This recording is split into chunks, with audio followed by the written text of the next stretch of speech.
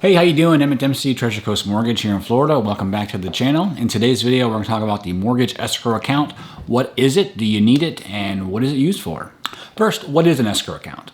An escrow account is essentially a pot of money that goes to pay the expenses that you're required to pay as a homeowner, generally your taxes and insurance. And think of it as a forced savings account, okay? So your taxes are due depending on where you live. I know here in Florida, they're due in November, and then your insurance is due every year based on the anniversary of when you bought your house. However, you pay your mortgage monthly. So how do you reconcile monthly payments versus annual bills? And then the escrow account is the answer. So it reconciles that. So every month you're making a payment, your principal and interest, tax and insurance, your PITI payment for your mortgage, goes to your servicer. You keep making your payments, and then a portion of that payment goes to pay your insurance and your taxes. So here, like I said, here in Florida, they're due in November, and then the insurance gets paid. So basically, it's a forced savings account for you to pay your expenses. Okay, how is an escrow account created and what does it consist of? Your escrow account is created at closing when you close your mortgage. So depending on if you're a purchase or refinance, it's created as part of your settlement charges. And I've done a few closing cost videos on my channel. You can check those out. There's generally your closing costs and your prepaid items. So your prepaid items will consist of your escrows to be built.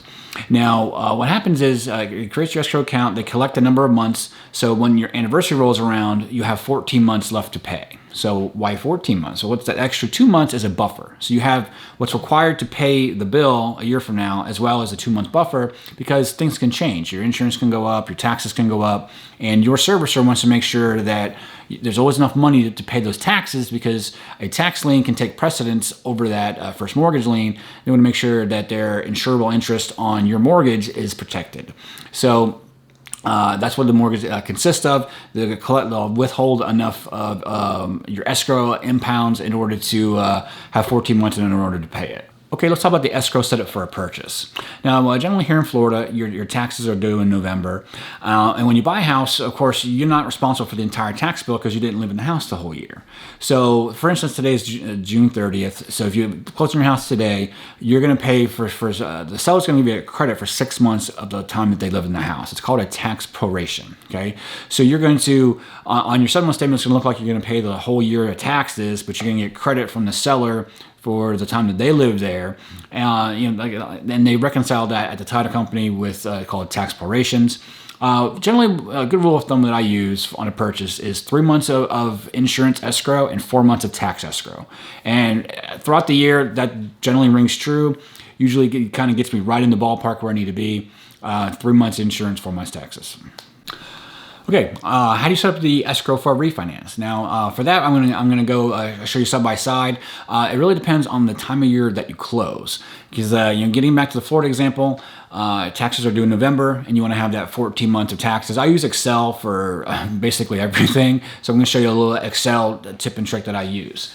Okay, all right. So here's the Excel spreadsheet right here.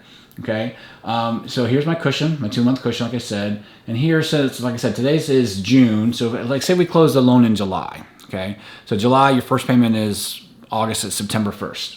And that's what I have here. You can see I just do 1, and it adds it up here. So say you bought your house in March, and your first payment is September, so you do one payment, and then at the end, then you're going to need 7 months of insurance in order to have 14 months when it comes due again.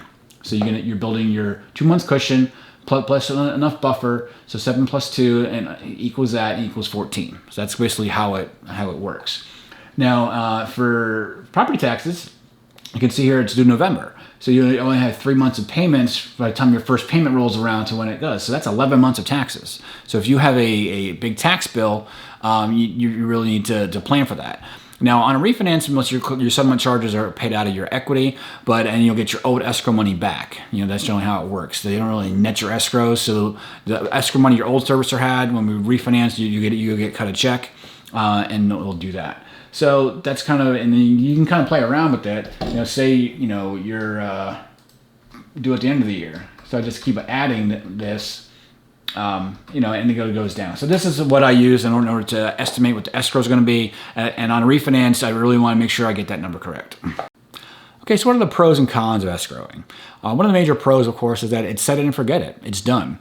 You just make your payment, your taxes and insurance are paid, and you don't have to worry about it anymore. It's one less thing to worry about. One of the major cons, of course, is the cash cost of it, because it costs money to, when you buy a house in order to build that escrow account, and on a refinance, it's just you have a higher loan amount to pay for your new escrow, but you get your old money back, so it kind of nets out. But it is a cost you need to consider for your prepaid items in order to build your escrow. I have several investors that allow us to what's called waiving your escrows. That means you pay your tax and insurance on your own. To be clear, is that it's because you waive escrows doesn't mean you're not responsible for them. So you have to definitely pay your tax and insurance on your own, but allows some flexibility on cash flow in order for you to manage those payments on your own. So that's kind of it in a nutshell as far as the pros and cons of escrow. Here's some more videos on my channel that talk more about mortgage topics. Thank you so much for watching, and I'll see you on the next one.